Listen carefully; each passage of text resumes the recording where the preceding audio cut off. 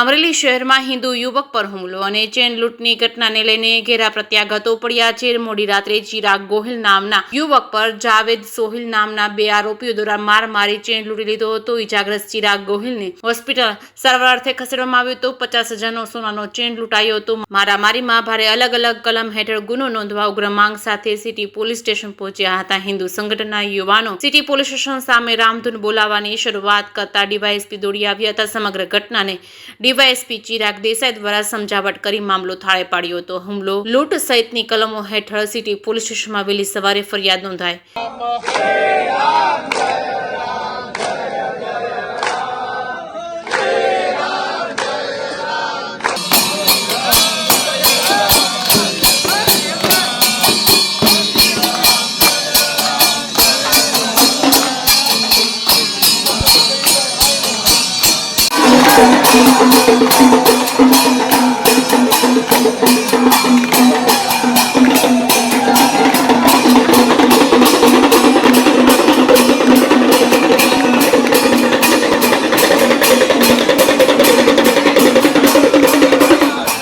ચિરાગભાઈ હરિભાઈ ગોહિલ, હું અમરેલી દૂધ ભરીને મારા ઘરે જયસિંહપુરામાં જતો હતો।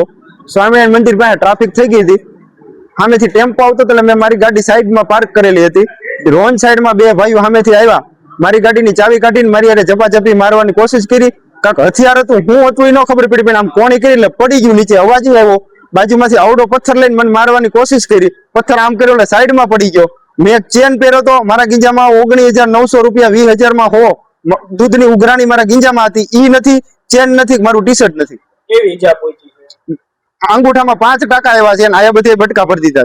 ત્યાંથી ક્યાં જતા હતા તમે? હું અમરેલી દૂધ ભરીને મારા ઘરે જયસિંહપુરામાં જતો હતો। કઈ જગ્યાએ બનાવ બન્યો? કસબા પાસે અજાણ્યા જ હતા। હું જયસિંહપુરામાંથી સંજયભાઈ કોકળ, રાધે મંડપ વાળા।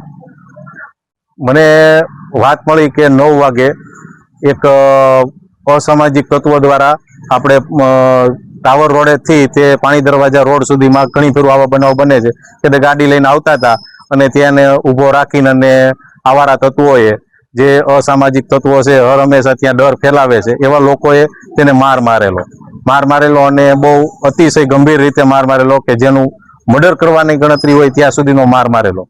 અને ત્યાર પછી એ લોકો દાખલ થયેલા એટલે અમે એફઆરઆઈ નોંધાવવાની વાત કરી ત્યારે જે અમુક અમારા મુદ્દાઓ હતા તે ત્યારે અમને એમાં એફઆરઆઈમાં લેતા નહોતા, જેથી કરીને અમારે 3 કલાક સુધી અહીં રામધૂન બોલાવી પડી।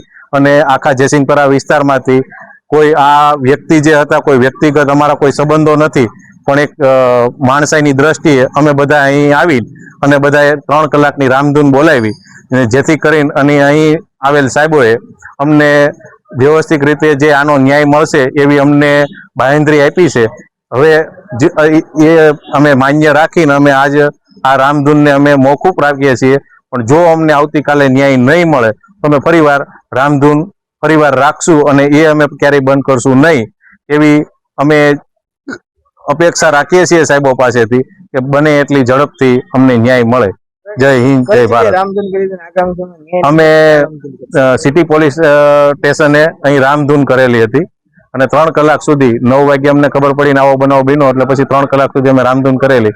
પણ સાહેબ પછી આવીને અને અમને કીધેલું કે જે કાંઈ આમાં તમને જે પૂરતો સહયોગ આપશું અને જે કાંઈ એના ઉપર ગુના નોંધાશે તે ગુના અમે નોંધશું, આવી અમને બાંહેધરી આપી છે। આ બાંહેધરીની અમે અપેક્ષા રાખીએ છીએ।